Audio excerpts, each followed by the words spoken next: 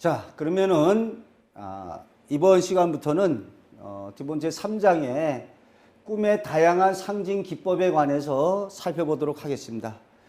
이 꿈과 상징에 관하여가 첫 장에 또 나오지만, 꿈 하면은 여러분이 반드시 기억해 둬야 될 것이 꿈은 상징이다.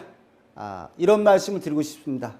쉽게 말해서 요 말을 꼭 기억해 두시기 바랍니다.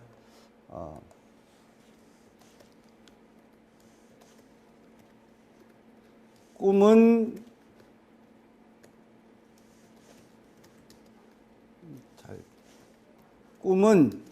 반대가 아닌 상징의 이해이다. 자, 어찌 보면 꿈에서 제일 중요한 거는 이 상징의 이해이죠. 그래서 이런 말로도 표현할 수 있습니다. 꿈의 언어는 상징이다. 그러니까 꿈은 어떻게 됩니까? 상징으로 표현되고 있다. 그러니까 꿈의 언어는 상징이고 꿈은 상징으로 표현되고 있다. 꿈에서 제일 중요한 게 이 상징의 이해이다. 상징. 근데 이 상징이 우리 국어에 문학적으로도 나오고 있지만, 이 상징이라는 말이 조금 이제 일반 사람들이 이해하기에 좀 어려울 수가 있습니다. 그래서 예를 들어서 이거하고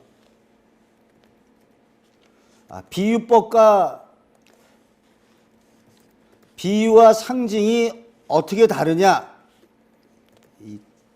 좀 다를 수가 있습니다. 자, 비유하고 상징이 어떻게 다르냐? 비유와 상징. 예를 들자면은 이제 은유법이라고 하는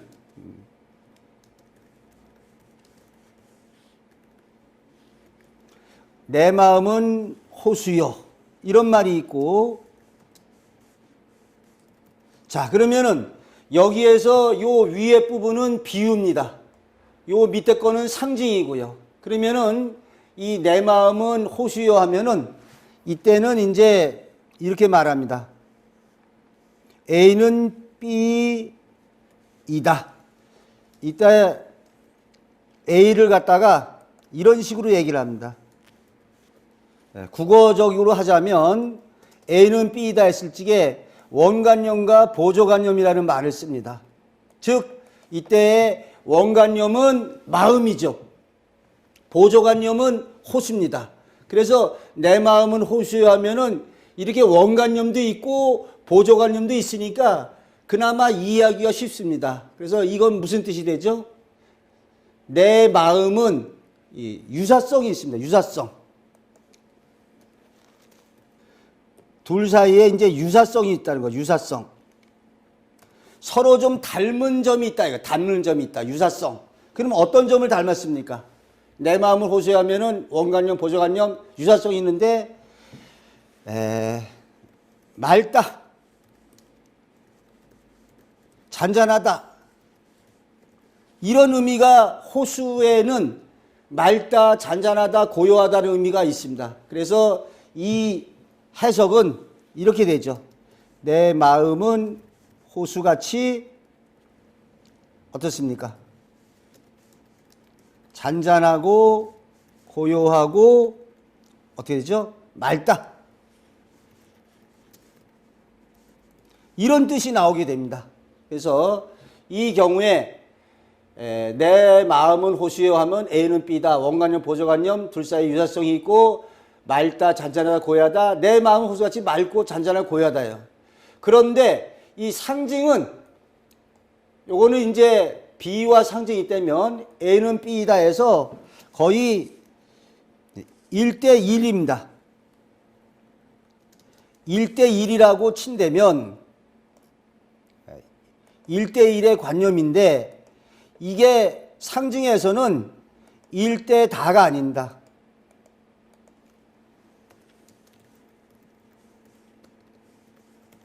상징에서는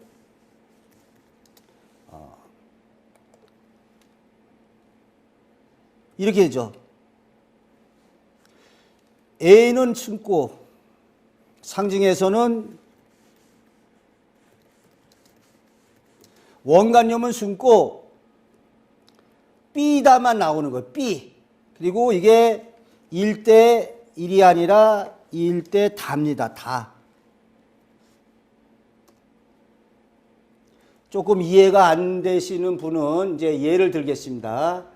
이 경우에 내 마음은 호수처럼 잔잔하고 고요하고 맑다 외로는 다른 해석이 나올 수가 없습니다. 다른 해석이 나오지가 않고 1대1의 개념인데 상징에서는 원관념은 숨어요. 해야 소사라는 말 속에 보면은 요놈의 해가 무엇을 뜻하는지 몰라요. 그냥 해가 소사란데 1대 다의 개념이다. 그러면은 여기서 이렇게 보게 되면은 예를 들어서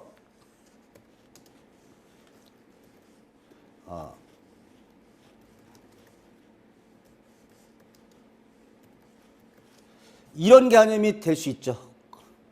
요거는 이제 문학적인 용어인데 문학적으로 박두진의 해라고 있죠. 해야 소사라고 하면은 광복 후의 혼란상 극복이다. 요게 이제 1945년 광복 후의 작품입니다. 그러니까 광복 후에 혼란상을 극복이다. 이때 어떻게 되는지 아시죠? 이때 좌익 우익으로 싸운 어떤 그 광복 후에 막 우리나라가 좌익 우익으로 갈라져서 싸웠는데 여기 이때에 이러한 그 혼란상을 극복하는 의미가 있어요. 그런데 만약에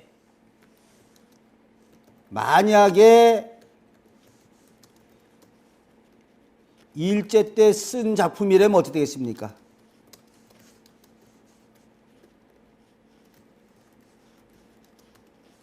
해야 소사라가 이때는 뭘 의미하겠습니까? 이때는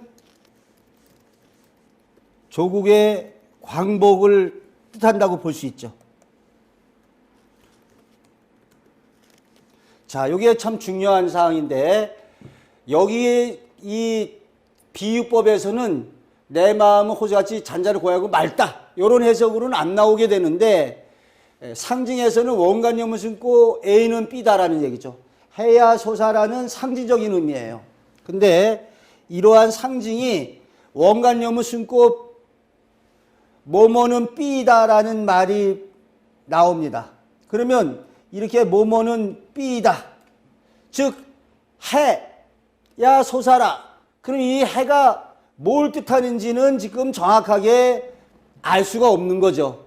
그런데 만약에 아니라 이건 사실입니다만 박두진이 광복 후에 혼란상을 극복을 갖다가 노래한 작품으로 알려져 있습니다. 이거는 그러면은 이럴 적에는 해야 솟는 거는 좌익과 우익으로 갈 싸웠는데 이거는 그러한 걸 갖다가 광복 후에 혼란상을 갖다 극복하고자 하는 그런 의미가 담겨져 있다는 거죠. 그래서 이 해야 소사라는 것은 광복 후에 혼란상을 갖다 극복하자는 이런 작품의 의미가 있어요. 해야 소사라 좌익과 우익으로 갈라져서 이렇게 어지럽게 싸우지 말고 이러한 우리 밝음의 세계상을 해서 나아가자. 45년 광복 후의 작품이다 이거. 그런데 만약에 이 작품이 일제 때 쓴 작품이라면 해야 솟는다는 것은 뭘 뜻합니까? 조국의 광복을 뜻하죠? 그런데 한번 보겠습니다. 꿈으로 갖다 결부시켜 보면은 여기서 이제 이런 식의 해석이 가능합니다. 만약에 자 이렇게 하면 여러분 어떻게 될까요? 어머니가 병환으로 누워 계신 학생이라면 해야소사라가 뭐가 되겠습니까? 해야소사라는 어머니가 병환으로 누워 계신 학생이라면 결국 해가 솟는다는 건 뭐예요? 뭐죠? 어머니 병환이 낫기를 바란 어머니 병환이 낫기를 바라는 거죠. 이렇게 이게 상징적인 의미로 될 수 있어요. 그래서 해야소사라라는 만약에 노래가 있다고 칩시다. 이러한 그 노래가 있다면, 자, 해야 솟아라라는 노래가 있다면 이 어머니가 병 안으로 누워 계신 학생이 좋아할 수 있어요. 왜 좋아하죠? 왜 좋아하겠습니까? 해야 솟아라, 아, 어머니 병이 빨리 낫기를 바란다, 뭐 이런 의미가 될 수 있겠죠. 그러면 또 마찬가지로 다시 들어보겠습니다. 만약에 노래라고 합시다. 이런 노래를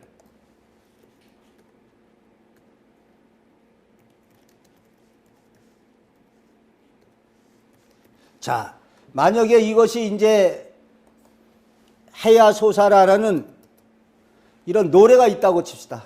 이런 노래가 있다고 친다면은 이거는 어머니가 병 안으로 누워 계신 학생이라면은 어머니 병안이 낫길 바라는 게 해가 솟는 거죠. 해가 솟는 거. 실직자가 이런 노래를 좋아한다면 해가 솟는다는 것은 뭐죠? 구직. 어떤 직장을 구하게 되는 일로 일어날 거라는 거죠. 직장을 구하게 되는. 그 다음에 뭐 여기 여러 가지로 갖다가 붙일 수 있습니다. 어려운 환경에 있는 사람. 자, 어려운 환경에 있는 사람은 어떻습니까?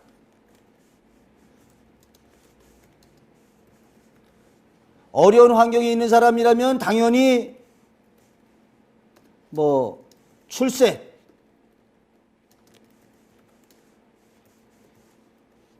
성공 이런 의미를 담고 있겠죠. 야, 나 제발 해야 솟아라. 어려운 환경에 있는 사람은 좀 출세, 성공, 우리 관습적 언어하고도 통하는데 뭐라고 있습니까? 노래 가사에 쨍하고 해뜰날 뭐라고 돼 있죠? 쨍하고 해뜰날 돌아온단다. 뭐 이런, 자, 쨍하고 해뜰날 돌아온단다. 이런, 그러면 어려운 사람에게 해야 솟아라는 어떤 상징 의미가 있느냐? 어찌 되죠?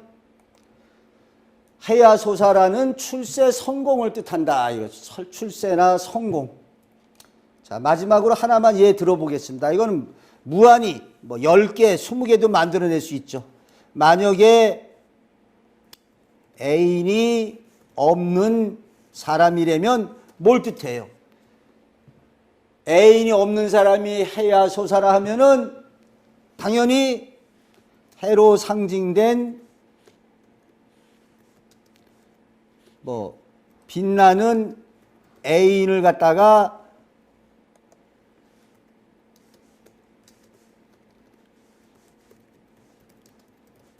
이렇게 되겠죠.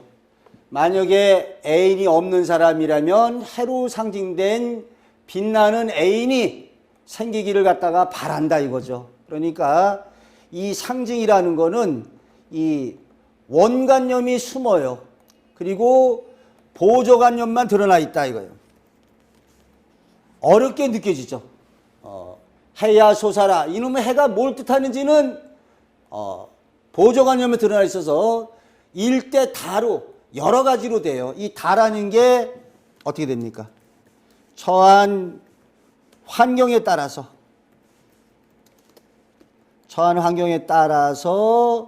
각기 달리 실현된다 이 말이에요. 그러니까 상징이라는 게 처한 환경에 따라서 각기 달리 실현된다. 그래서 제가 예를 들어봤습니다. 원래 해야 솟아라는 문학적으로는 광복 후에 혼란상을 극복하는 좌익과 우익이 그때 45년 광복 후에 얼마나 싸웠습니까? 뭐 김구 선생님도 이렇게 암살당하고 여운이 형 많은 사람 암살당하기도 하고 아주 혼란했었죠. 이때 해가 솟는 거는 좌익 광복 후에 혼란상 극복을 담고 있어요.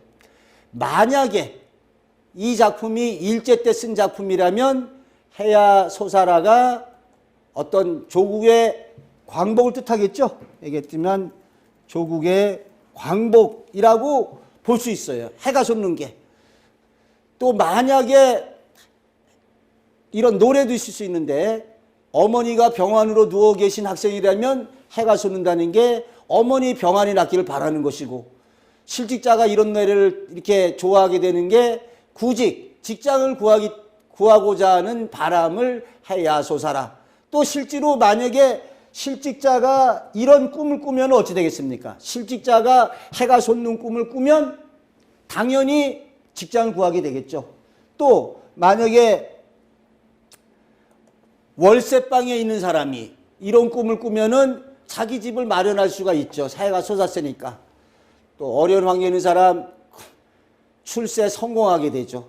쨍하고 해 뜰 날 결국 성공해서 돌아온다는 의미죠. 애인이 없는 사람은 해로 상징된 빛나는 애인이 이런 꿈을 꾸면 생겨난다는 겁니다. 그래서 이러한 상징에 대해서 지금 말씀드렸는데 상징은 일대다다. 처한 상경에 따라서 달리 실현이 된다. 보조관념만 이렇게 드러나 있다. 꿈이라는 게 호랑이. 근데 그 호랑이가 뭘 상징하는지는 처한 상황에 따라서 달리 해석이 되는 거죠. 처녀의 경우에 호랑이가 덤벼들면 호랑이같이 터프한 남자가 다가오고, 유부녀는 태몽이 될 수도 있고, 학생에게는 호랑이같이 무서운 선생님이 될 수도 있다. 자, 꿈의 언어는 상징이다 라는 걸 꼭 염두에 두기 바랍니다. 꿈의 언어는 상징이다. 꿈 해몽을 잘하려면은 상징을 갖다가 이해를 해야 된다. 이런 말씀을 드리고 싶고 간략하게 살펴보겠습니다. 그래서 이 상징에 관해서 여러 가지 의미가 있는데 중요한 것만 보겠습니다. 그래서 이러한 상징은 요걸 한번 보겠습니다.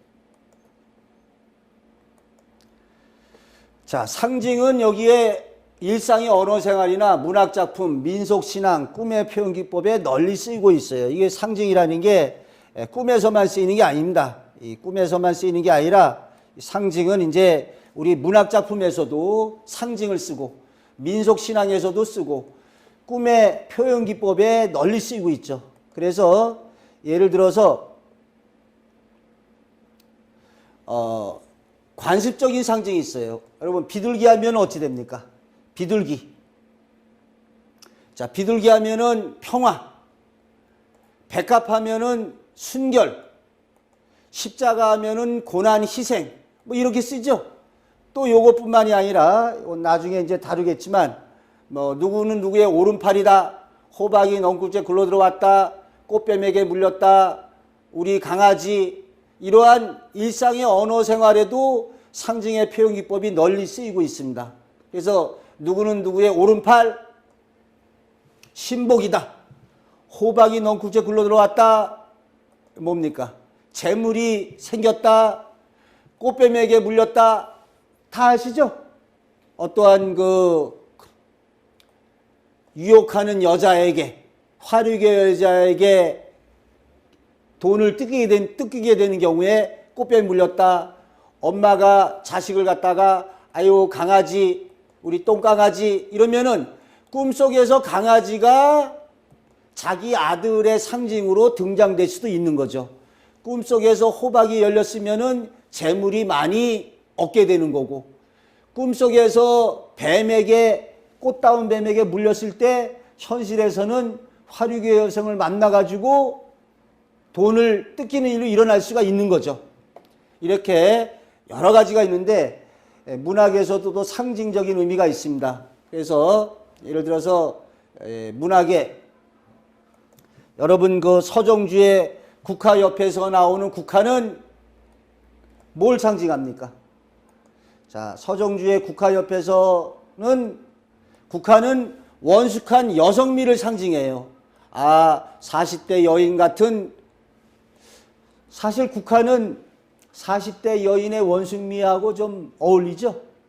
개나리 꽃 하면은 초등학생, 삐약삐약 초등학생 정도 되고요. 장미 꽃 하면은 아름답고 아주 장미는 요염한 자태를 뽐내는 한 20대나 30대 정도.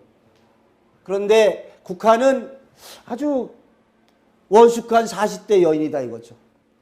자, 그 다음에 여기 다 아는 얘기지만 어떻습니까? 빼앗긴들에도 봄은 오는가라는 이상화의 시가 있는데 여기서 빼앗긴 들은 우리의 조국을 뜻하고 봄은 조국의 광복을 뜻하죠. 그러니까 이거는 다 우리가 요거는 알 수 있습니다. 민속신앙에서 역시 마찬가지인데 돼지는 이렇게 돼지는 민속신앙에서 다산과 번영의 상징이죠. 다산과 번영의 상징.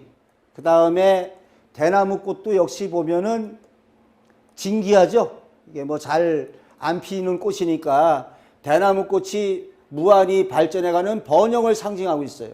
그래서 이러한 꿈에서도 제일 중요한 거는 한번 읽어보겠습니다.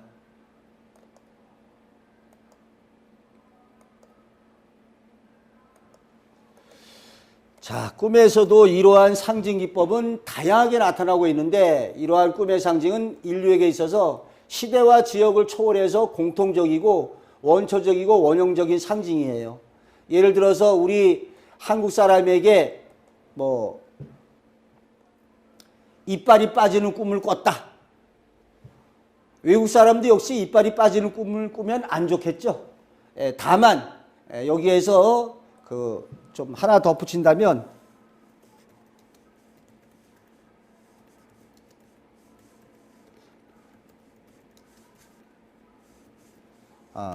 민족적 기질이나 습성에 의해서 달라질 수는 있어요.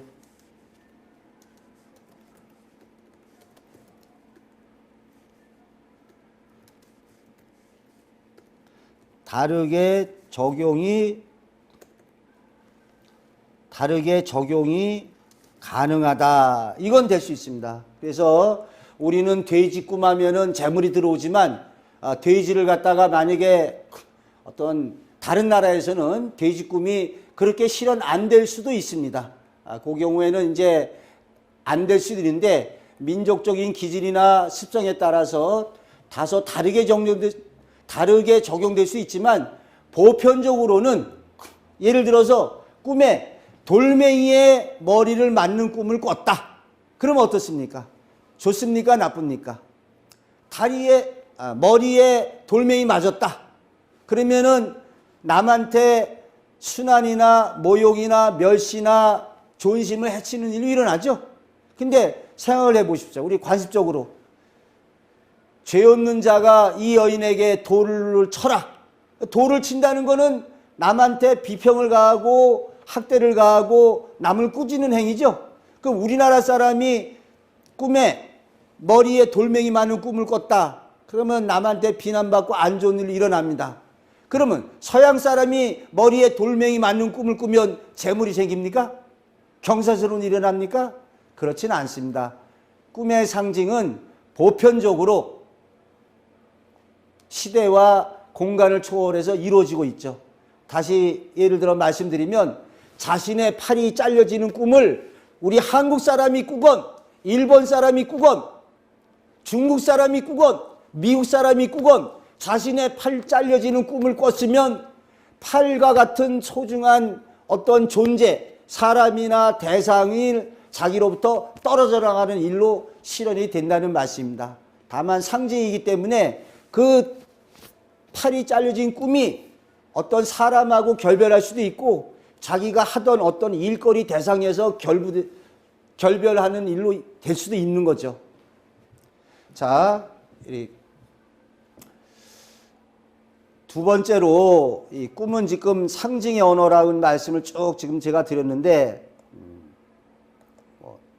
중요하기에 다시 한번 읽고 넘어가겠습니다. 자, 꿈은 상징의 언어다. 제일 중요하기 때문에 계속 강조합니다. 꿈은 반대가 아닌 상징에 의해 있다. 상징은 원초적이고 원형적인 세계 공통의 언어입니다. 그래서 이러한 상징 기법은 문학적 상징이라든지 관습적 상징, 일상에 여기 언어가 붙어야 됩니다. 언어의 관습적 상징, 민속 상징과 일맥상통하고 있다. 그러니까 뭐 예를 듭니다. 바람, 거센 비바람이 부는 꿈을 꿨다. 언덕에서 아주 거센 비바람이 불어와가지고 언덕에 설 수가 없었다. 그럼 어찌 됩니까? 현실에서 비바람하면은 고난과 역경의 이런 의미로 쓰입니다. 그러니까 꿈에서 거센 비바람을 맞아가지고 아주 힘들어했다면 그런 사람이 현실에서 아주 빛에 쪼달려서 어려움을 겪든지 다른 사람한테 시달림을 받든지 바람으로 상징된 어떠한 안 좋은 일을 당하게 되죠. 문학적으로 어떻습니까? 문학적으로 서정주 시인이 자화상에서 나를 키운 거는 파랄이 바람이었다. 그런 얘기하죠. 바람. 그럼 문학적으로도 안 좋습니다. 문학적으로. 이런 식으로 꿈의 상징과 문학적인 상징과 또 언어의 관수 상징이 안 좋을 수가 있어요.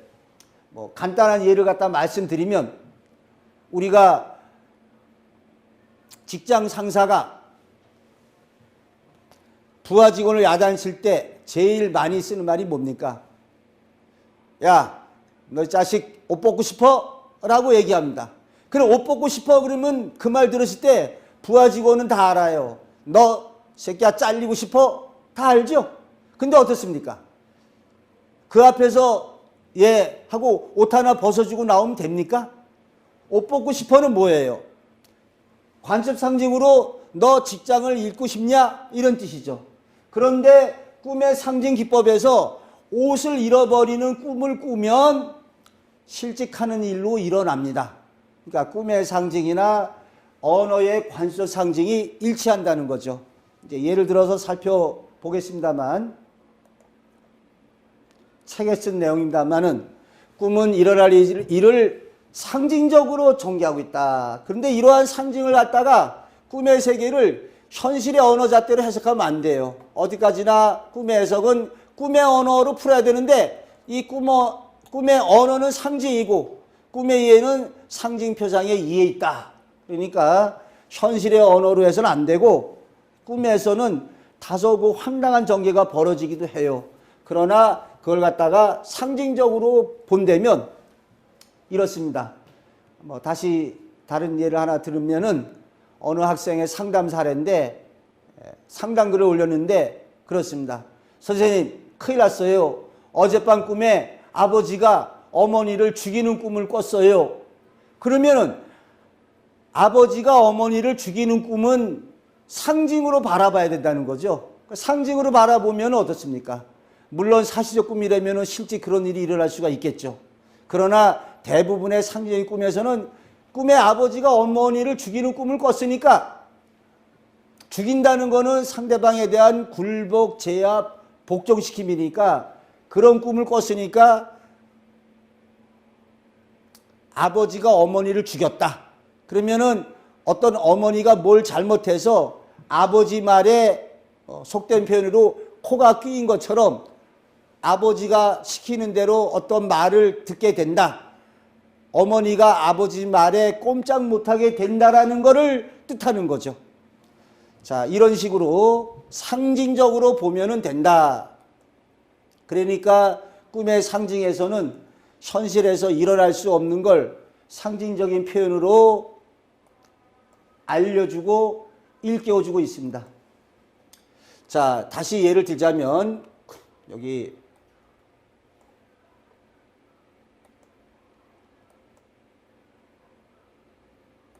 자, 꿈속에서는 구렁이가 몸에 감겨들기도 하고 부모랑 성관계를 맺거나 누구를 죽이는 꿈 등이 일어나고 있어요.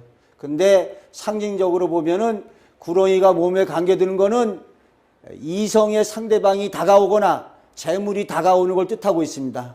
또 부모와 성관계 맺는 꿈 이런 거는 사실은 현실에서는 있을 수 없는 일이지만 꿈의 상징에서는 부모로 상징된 윗대상과 어떠한 계약 성사 체계를 이루죠.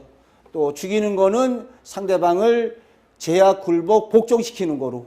그래서 이러한 거에 대해서 꿈의 상징에 대해서 우리 그 한거덕 선생님은 아주 중요하다 이런 말씀을 이제 하시고 있고 요거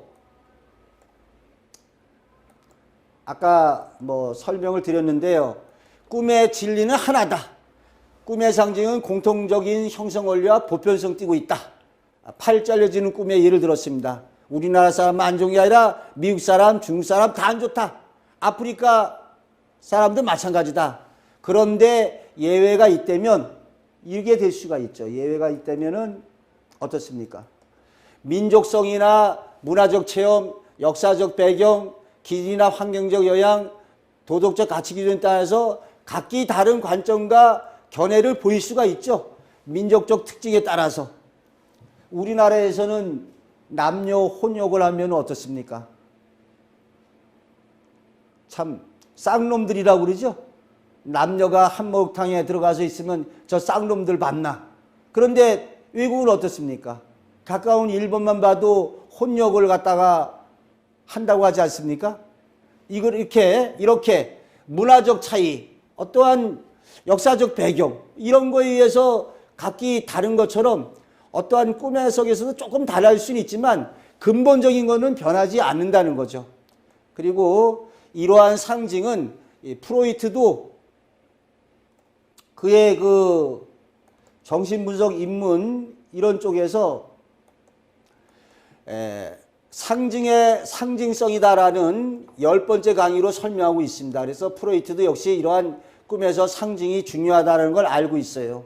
이 밖에도 다른 외국 사람들이 전부 다 이렇게 상징에 대해서 뭐 구스타프 융도 그렇고 이러한 상징의 중요성에 대해서 얘기하고 있습니다. 그리고 여기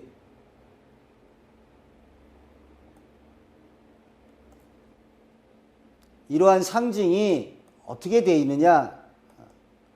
꿈뿐만이 아니라 일상생활과 문학, 예술, 종교, 민속학, 신화 등에서 다양하게 적용돼 왔죠. 뭐 히틀러의 나치 그러한 문형도 하나의 심볼, 상징이죠. 그러니까 이런 그 꿈의 세계뿐만 아니라 여러 가지 문학 작품, 예술, 종교 뭐 다양하게 쓰여 왔다.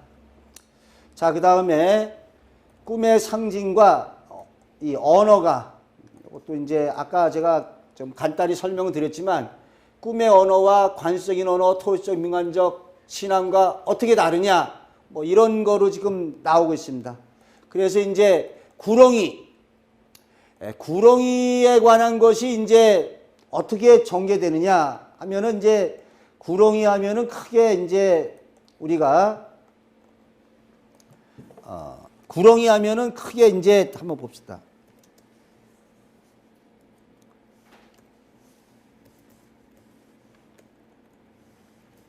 자, 구렁이 하면은 어떤 의미를 지니죠? 구렁이의 상징을 갖다가 보게 되면은 참 다양합니다. 구렁이 하면은 이게 이제 그 사람의 상징, 재물의 상징, 뭐 여러 가지로 쓰여요. 사람, 재물의 상징 크게 또는 뭐 사건, 사고도 가능합니다. 구렁이에게 물리는 꿈을 꾸고 사고 났다도 가능한데 예를 들어서 이렇게 처녀의 몸에 구렁이가 감겼다. 이거는 어떻습니까? 처녀의 몸에 구렁이가 감기는 꿈은 상징적인 꿈으로 구렁이로 상징된 남자가 접근하는 걸 뜻하고 있어요. 또 어떻습니까? 가임 여건에서는 태몽으로 표현되기도 해요. 이러한 걸 이용해서 영화나 TV에서 구렁이가 몸에 감아드는 장면을 보여줌으로 인해서 애인이 생기거나 태몽으로 실현될 것을 암시하고 있기도 합니다.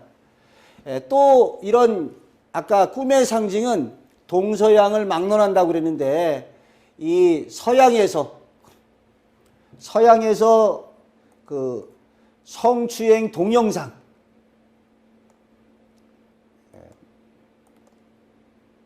성추행 예방 동영상을 만들었는데 이런 걸 갖다 만들어요. 그러면 이거는 뭐가 되겠습니까? 성추행 예방 동영상에서 보기만 해도 끔찍한 구렁이가 여자아이를 휘감는다. 그럼 이때 이 구렁이는 구렁이같이 못된 뭐라고 그럴까요? 못된 놈이죠. 못된 놈. 성폭행하는 그러한 못된 놈을 갖다가 이렇게 상징을 하는 거죠. 그래서 또 이 구렁이가 이런 걸 해서 또 근데 이 구렁이가 어릴 때 이런 걸 해가지고 이제 자 한번 읽어볼까요?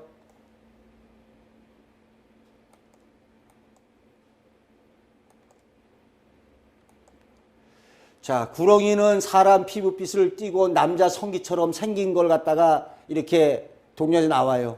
구렁이는 여자의 몸을 껴안고 떠나지 않는다. 나중에 죽어서 관 속에 들어간 후에 스르르 빠져나간다. 이러한 동영상을 갖다가 만들어서 어떤 걸 얘기하느냐? 바로 이러한 얘기를 한다는 거죠. 어릴 때 당한 성추행이 얼마나 치유하고 힘든지 성기 모양의 구렁이를 등장시켜서 못된 남자가 성추행하는 것을 상징적인 동영상을 보여주고 있다. 일상생활에서 이렇지만은 꿈에서도 역시 구렁이가 못된 남자로 등장할 수 있다는 거죠. 그래서 이렇게 본다면 뭐 제가 주장한 것처럼 꿈의 상징 기법은 어떻죠? 이러한 상징은 뭐 우리나라만 그런 게 아니라 동서양을 막론하고 시대를 초월해서 보편적으로 왔다 이런 얘기죠. 우리나라를 보면 어떻습니까? 우리나라에 보면은 그 상사뱀 전설이 나옵니다. 저기 춘천에 가면은 청평사라는 절이 있는데 거기에도 나옵니다. 그래서 이제 이 우리 상사뱀 전설이 바로 이런 겁니다. 상사뱀 전설이 그 사람이 한을 품고 죽었을 때 뱀이나 구렁이로 변해요. 그래서 이제 우리나라 이전에 이렇게 보면은 어느 선비를 갖다가 이제 그 처녀와 이렇게 지내다가 처녀를 갖다가 이제 이렇게 배신하고 뭐 다른 여자랑 이렇게 산다든지 이럴 경우에 그 선비가 있는 곳에 처음에는 요만한 뱀이 하나 찾아 들어와요. 우리 민속적인 전하는 얘기로. 뱀이 이렇게 와서 뱀을 죽여요. 그러면은 처음에 새끼손가락만한 게 그 다음에 이 검지손가락만한 굵기의 뱀이 나타나요. 그것도 죽이면 그 다음에 더 큰 뱀. 나중에는 이만한 구렁이가 돼가지고 집에 들어와요. 죽여도 다른 더 큰 뱀 구렁이로 나타나는 거죠. 그래서 나중에는 죽이는 거 포기하고 방 안에다가 이렇게 항아리 하나 갖다 놓습니다. 항아리. 그러면은 그 구렁이가 쓱 와가지고 그 항아리 속에 들어가 있어요.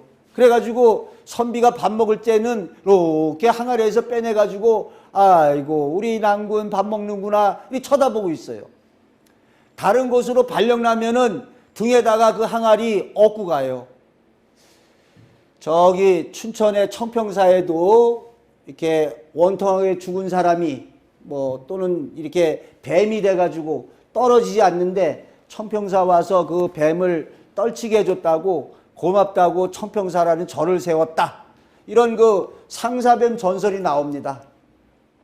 또 이런 게 그 문학작품에 원형되기도 하죠. 우리 저 윤홍길에 장마라고 있습니다. 장마. 장마에서는 이제 빨갱이 한쪽은 아들이 국군이 관하는 빨갱이예요. 그런데 이 자유익의 이른의 대립을 친할머니와 외할머니가 토속신앙에 의해서 극복되어감을 다루고 있다. 그래서 집에 온다던 아들인 그 빨갱이 아들이 온단 날짜에 못 오고 구렁이가 돼서 들어오죠. 근데 그거 보고 기절해요. 그런데 외할머니가 이 구렁이가 뭐라고 생각합니까? 구렁이가 죽은 아들이 환생해서 찾아온 거로 알고 잘 달래서 보내죠. 그러니까 그 친할머니가 참 고맙다라고 이제 얘기를 하고 있습니다. 이렇게 이런 구렁이의 것이 우리 문학작품이나 또는 이렇게 토속신앙이나 관습적 상징에서 사람의 상징으로 많이 쓰이는 걸 알 수가 있죠. 자, 다시 결론적으로 말씀드리면 꿈의 상징과 문학적 상징과 관습적 언어 사용과 또 뭐가 되겠습니까? 문학적 상징, 관습적 언어 상징, 꿈의 상징과 일치한다라는 걸 알 수 있습니다. 그래서 요거 소개해 드린 바가 있는데 부분 일상의 관습적 언어하고 꿈의 상징 언어를 한번 보겠습니다. 그래서 일상의 언어하고 어떤 관습적 언어하고 어떻게 일맥상통가 있는지 사례를 살펴보겠습니다. 요거는 아까 예를 들었죠. 너 이 자식 옷 벗고 싶어? 그러면 어떻습니까? 옷 벗고 싶어 그러면은 잘리고 싶어? 꿈속에서도 옷을 잃어버리면 실직합니다. 그 다음에 꽃뱀에 물렸어도 아까 살펴본 바가 있습니다. 꽃뱀에 물렸다는 것은 어떻습니까? 이런 꿈을 꾸면 꽃뱀으로 상징된 여성의 유혹에 넘어가게 되죠. 누구누구의 오른팔이다. 이것도 뭐 다 말씀드렸는데, 자, 오른팔은 어떻습니까? 팔이 잘리는 꿈을 꾸면 오른팔과 같은 존재의 부하 직원을 잃게 되는 일로 실현되겠죠. 부하 직원을 잃게 되는 일로 실현된다. 너 죽여버린다. 이것도 역시 뭐가 되겠습니까? 상대방에게 굴복과 복종을 강요하는 거죠. 너 죽여. 꿈에서도 죽이는 것은 제약, 굴복, 복종을 뜻한다. 자, 바지씨 잘 지내니? 라는 말이 우리가 쓸 수가 있어요. 바지씨 잘 지내냐? 일상 언어에 쓰는데 꿈에서도 바지가 찢어지는 꿈을 꿨는데 남자친구하고 이별을 합니다. 그러니까 바지가 바로 남자친구로 나타낸 거죠. 근데 야, 바지씨 잘 지내? 바지가 찢어지면 바지로 상된 남자친구에게 병고가 일어난다. 우리 보통 고무신 거꾸로 신다라고 그러죠. 야, 고무신 거꾸로 신지 마. 그런데 뭐 신발이 바로 의지하는 사람이 되니까 이 고무신 거꾸로 신다가 의지하는 사람이 자신과 결별된다. 또 여기 강아지도 얘기했는데 에고 우리 강아지 하면 어찌 됩니까? 아, 우리 강아지 아이고 이 귀여운 놈 자기 자식을 갖다가 귀엽게 얘기할 때 꿈속에서도 강아지가 자식의 상징으로 등장되기도 하죠. 자, 이것도 설명드린 바는 다 설명드린 바 있는데 호박이 넝쿨째 굴러 들어왔다. 역시 호박 꿈을 꾸면은 호박이 일상 관습 언어에서 야, 복 터졌어. 호박이 넝쿨째 굴러 들어왔어. 그럼 너 복 터졌다. 근데 이러한 것이 꿈에서도 호박이 열린 꿈을 꾸면 재물이 생기죠. 재물이 생깁니다. 재물이. 호박 사례를 하나 말씀드리면 어떤 분이 이제 호박이 이렇게 열려있는 꿈을 꿔요. 근데 꿈꾼 현실에 따라 달리 실현되죠. 이분이 그 일을 하다가 그만 다쳐가지고 산재 보상을 받았답니다. 산재 보상을 받았는데 어느 날 이런 꿈을 꾸는 거예요. 근데 꿈꾸고 그 다음 날인가 전화가 띠리릭 오더랍니다. 그 받아보니까 어떻게 알았는지 당신이 받은 산재 보상금은 너무 적게 받았다. 내가 더 받게 해줄 테니까 받은 금액의 30%를 갖다가 자기한테 달라고 그러더래요. 그러니까 내가 산재 보상금을 더 받게 해줄 테니까 30%를 달라. 그러니까 이 사람은 뭐 그래도 70%가 자기한테 준다니까 좋습니다. 그러니까 이 브로커라는 사람이 가운데 어찌 들어가가지고 최초에 받은 보상금보다 뭐 1, 2천만 원인가 얼마인가를 더 받았어요. 그래가지고 30% 주고 자기가 더 그래도 많이 70%를 갖게 됐으니까 요게 꿈꾸고 일어난 거죠. 처한 상황에 따라 달리 실현되죠. 만약에 이 방송을 보는 분에게 오늘 밤에 호박이 열린 꿈을 꾸면 처한 상황에 따라 재물이 들어온 일로 실현될 수 있습니다. 로또 같은 거 사보시는 것도 좋고요. 꿈의 상징과 관습적 언어 상징이 일치합니다. 요것도 소개해 드린 바가 있는데요. 뭐 자식들 밥벌이 잘했느냐, 주식하는 사람들에게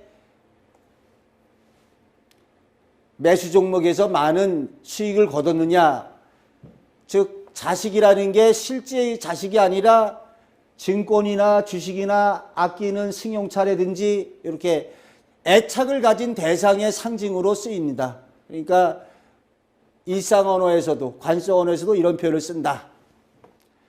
자, 결론적으로 꿈의 상징 언어와 관습적 언어가 같다. 또 문학적인 룰은 어떻습니까? 문학적인 거하고 상징 언어도 아까 같다고 말씀드렸죠. 예를 들어서 바람하면은 문학적으로도 안 좋다면은 꿈속에서도 바람하면 안 좋습니다. 어떤 사람이 그 바람이 거세게 몰려치는 걸 갖다가 간신히 있었는데 오토바이 사고로 오토바이가 다 부서진 사례가 있습니다. 그러니까 이러한 문학적 상징과 실제 꿈하고도 역시 마찬가지죠. 그래서 이제 해야수사는 아까 얘기했고 우리가 문학적으로 한번 다시 보겠습니다.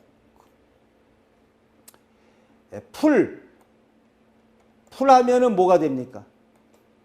우리 풀하면은 문학적으로 풀하면은 민초라고 그러죠. 민초. 풀을 갖다가 이제 민초다. 그래서 여기 음해의 이연풀을 다 살아 내어 살아. 그늘진 언덕의 시드풀을 다 살려내라. 그러니까 여기 우리 지금 보면은 이렇게 될 수 있습니다.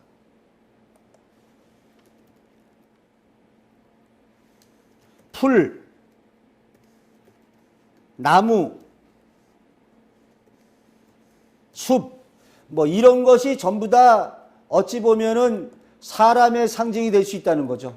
근데 이 풀은 힘없는 민초, 서민, 그러면 나무는 그보다 조금 중산층, 숲은 더 뭐 잘 나가는 사람, 이렇게 볼 수도 있어요. 그래서 이렇게 그 문학적인 그 상징 의미가 우리의 꿈의 상징 의미하고 일치합니다. 예를 들어서 여기 그 나무로 보면은 여기 성경에 보면은 그 느부갓네살 그 왕의 꿈에서 왕 자신이 거대한 나무로 상징돼서 나와요. 거대한 나무. 그러니까 여기는 왕이니까 그래도 거대한 나무죠. 거대한 나무로 상징돼 나오고, 그 다음에 또 예를 들었지만은 한번 보시면 예를 들었지만은 그 시어머니가 중풍으로 오른팔을 못 쓰게 됐는데 그 전에 고목나무 가지가 부러지는 꿈을 꿔요. 그러면은 고목나무 오래됐다, 나이 많은 시어머니, 가지가 부러졌다, 오른팔 못 쓰게 됐다. 이렇게 꿈의 상징이 적용되고 있죠. 그러니까 그런데 우리가 문학적으로도 어떻습니까? 고목나무에 꽃이 피니, 이렇게 사주 뭐 이렇게 토종 비결에 보면은 고목나무에 꽃이 피니 이런 얘기 많이 나오죠. 그래서 이러한 문학적 상징에서도 풀이나 나무가 사람의 상징이라면 꿈의 상징에서도 풀이나 나무가 사람의 상징으로 사용되고 있다. 자, 다시 말씀드리지만 꿈의 상징이나 문학적 상징이나 우리의 관습적 상징이나 민속적 상징이나 일맥상통한 바가 있다. 따라서 꿈의 몽을 누가 제일 잘할 수 있느냐? 문학적 상상력이 뛰어난 사람, 상징의 이해를 잘 이해할 수 있는 사람, 또 꿈꾸고 일어난 실증 사례를 가장 많이 알고 있는 사람이 꿈의 몽을 잘할 수 있겠죠. 또 자기 자신이 가장 잘 해먹을 수 있죠. 꿈의 상징 의미를 이렇게 이해를 한다면. 자, 다음에 또 배경적인 얘기 뭐 계속 얘기 나오는데요. 이거 한번 보겠습니다.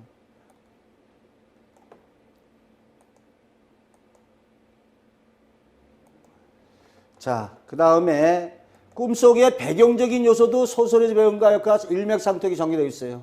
현진건의 소설의 운수 좋은 날에서는 어떻습니까? 그 맨 앞에 이러한 암울한 배경이 나오죠. 새침하게 흐린 품이 올 듯하더니 진눈개비가 내렸다. 그러니까는 아내의 비극적인 죽음이 왔다. 이런 얘기죠. 그러면 마찬가지입니다. 태몽 꿈에서 맑은 날씨에 좋은 배경의 태몽 꿈이었다면 장차 태어날 아이의 일생길이 평온해요. 그런데 태몽 표상에서 비바람 불고 암울한 날씨의 배경의 태몽이라면 아이의 장차의 생활이 어렵다는 걸 보여주죠. 그러니까 꿈의 배경적인 거나 소설의 배경이나 일치하고 있습니다. 아주 뭐 중요한 얘기는 아니지만요. 꿈의 상징에 있어서 관습적인 상징이 아닌 개인적인 여건이나 상황에 대한 상징물로 전개될 수가 있습니다. 그래서 예를 들게 되면은 물속에 물고기만 보면 꿈에서 물고기만 보면은 현실에서 돈이 생긴답니다. 이 사람한테는 문학적으로 개성적 상징이라고 있는데 이 사람한테는 물고기 하면은 현실에서 돈이 생겨드는 일로 이루어지죠. 저 같은 경우는 꼭 꿈꾸면 바둑에서 내 돌이 이렇게 상대방에게 따이게 되면 재물이 나가고 주식에서 손실을 보고, 반대로 내가 상대방의 대말을 확 잡는 꿈을 꾸면 주식에서 재물적 이익이 나고, 이렇게 사람에 따라서 어떠한 개성적인 상징물이 전개될 수도 있습니다. 자, 그러면은 다음 시간에 꿈의 다양한 상징 기법에 대해서 좀 상당히 이렇게 많이 있는데요. 여기에 대해서 이제 살펴보도록 하겠습니다. 자, 마치겠습니다.